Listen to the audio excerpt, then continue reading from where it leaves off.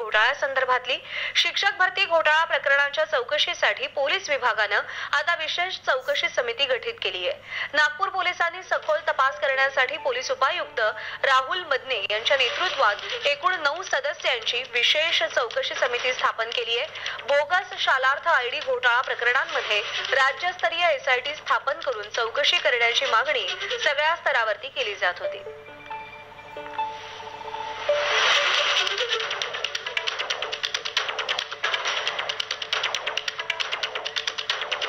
आणि राज्यामध्ये आजपासून मुसळधार पावसाचा अंदाज वर्तवतो. पारखान आहे सर, मला एक सांगा की नागपूर पोलिसांनी शिक्षक भरती घोटाळ्यासंदर्भात एसआयटी स्थापन केलेली आहे. तुमची देखील मागणी होती. आता प्रश्न हा उपस्थित केला जातो की नागपूर पोलिसांची जी एसआयटी आहे फक्त नागपूर पोलिसांचं कार्यक्षेत्र आहे तिथपर्यंतच तपास करेल.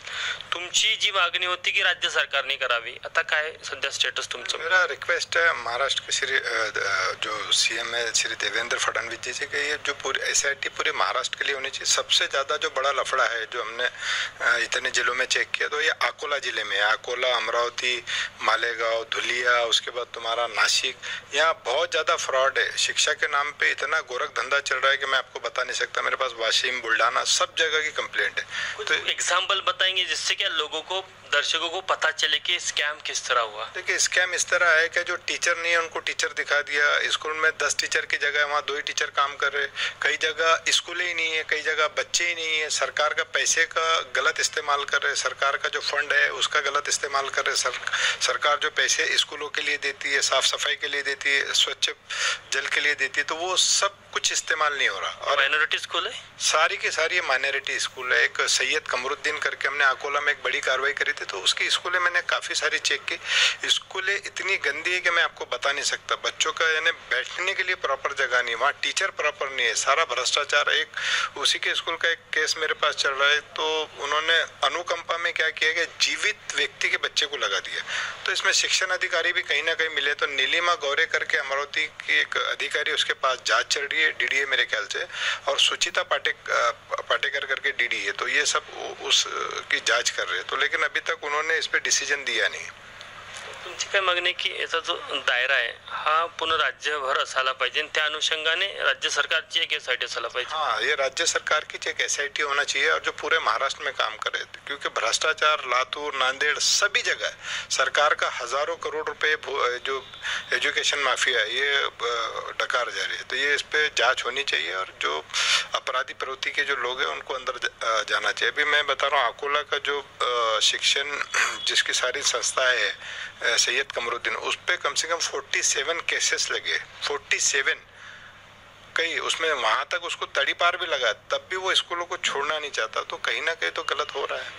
अल्पसंख्याक आयोग या संदर्भात काही चौकशी करून पुढची भूमिका घेईल का? हाँ बिल्कुल, हम तो चौकसी कर रहे हैं. चौकसी करके भूमिका बिल्कुल लेंगे और हमारा एकदम क्लियर है. शिक्षण में 0 टॉलरेंस एकदम. शिक्षा के, क्योंकि स्कूल जो है वो शिक्षा का मंदिर होता है, वहाँ पे कोई भी भ्रष्टाचार चलेगा नहीं.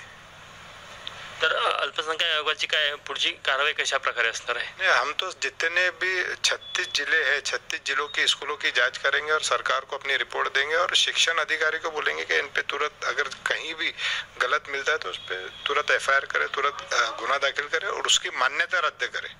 स्वतः अल्पसंख्याक आयोग पुढाकार घेईल, राज्य सरकारने संपूर्ण एसआयटी स्थापन करून या संपूर्ण प्रकरणाची चौकशी करावी. बिल्कुल, मैं बार बार तो बोल रहा हूँ, रिक्वेस्ट कर रहा हूँ कि जो महाराष्ट्र के मुख्यमंत्री श्री देवेंद्र जी से कि इस पे पूरे राज्य में एसआईटी बिठा के इसका पूरा देखना चाहिए कि कितना बड़ा भ्रष्टाचार हुआ है. तर होते राज्य अल्पसंख्याक आयोगाचे अध्यक्ष पारखान.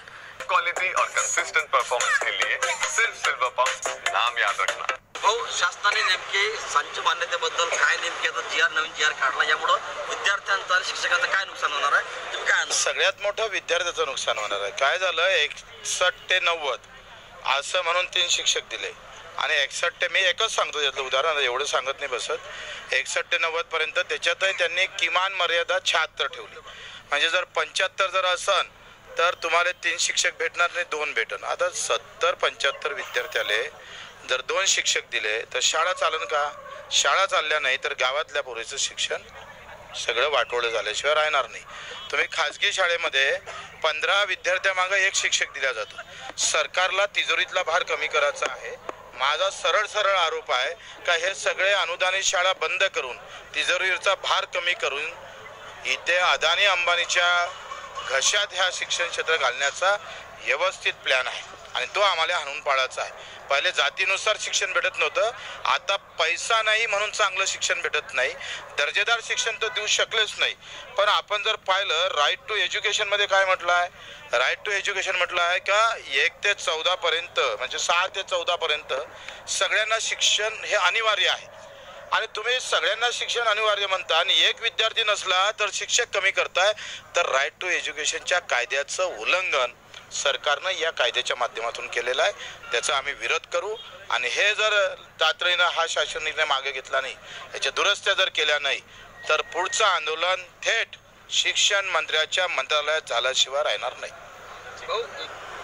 राज्यातील अशा 8,000 गावाच्या गावामध्ये प्राथमिक शाळाच धक्कादायक माहिती पुढे आली. आता खरं तर आपण पाहिलं का एका इकडे राईट टू एज्युकेशन सारखा कायदा आल्यानंतर शिक्षण हे घरापर्यंत झाले पाहिजे होतं, कारण शिक्षणाचं मूल्य हे आपण इतर याच्यामध्ये मोजू शकत नाही. तुम्ही रस्त्यासाठी साधं जर नागपूरची आपण बुलेट ट्रेन आणली 60,000 कोटी रुपये दिले. आता वर्षाच्या बजेटमध्ये जर आपण पाहिलं तर शिक्षणामध्ये फक्त 2,000 कोटी आहे. 60,000 कोटी 10 वर्षात फक्त 20,000 कोटी खर्च व्हायचे. तुम्ही ज्याची आवश्यकता नाही आहे तिथं खर्च करता, पण शिक्षणासाठी मात्र तुमचे हात आखुडते का घेतं.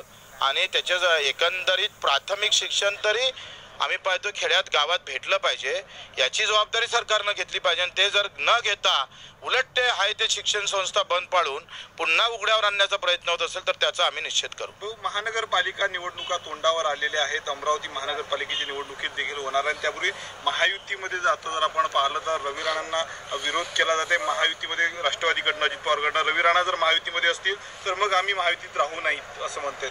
तो त्यांचा प्रश्न आहे, आपल्याला काय लेनदेन आहे. हे राहिले काय नाही राहिले काय, मोठं काय तीर मारणार आहे आणि त्या एकत्र होणार म्हणजे काय, त्यांचं काय आमचं काय भलं होणार हे तिथं हेडलाईन टाकत जा. काय हे एकत्र झाल्यावरही कोणाचं भलं होणार नाही, त्या दोघा भावांचं होईल, नाही तर काका पुतण्याचं भलं होईल. सामान्य जनतेचं भलं काय होणार आहे. मग याच्या न्यूजमध्ये थोडंसं वरच्या लोकांना तुम्ही दुरुस्त करायला सांगा का ह्या न्यूज देताना खाली असं टाकायचं, ते आमचं वाक्य टाका प्रहारचं का जनतेचं यामध्ये भलं काय होणार ते टाका ना त्याच्यात. आता ते राष्ट्रवादी एकत्र लढतोय का भाजप एकत्र लढते, तर याच्यामध्ये तुम्ही काय मुद्दे काय आहे, अजेंडा क्या है तुम्हारा, वो बताना चाहिए ना उन्होंने.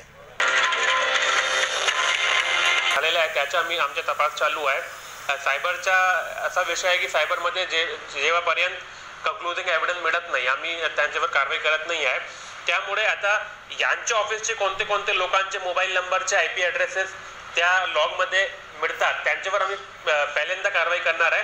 नंतर त्यांच्याकडून आम्ही माहिती घेतो की त्यांनी कोणासोबत ते कॉन्स्पिरसी केलेली आहे. सर तुम्ही सीडीआर काढले, किती लोकांचे काढले आणि सीडीआर मधून काय आणखी आरोपीचे नाव तुम्हाला? कॉल रेकॉर्ड तर आता आम्ही यांचे काढले आहे, जे आरोपी आम्ही अटक केलेले आहे.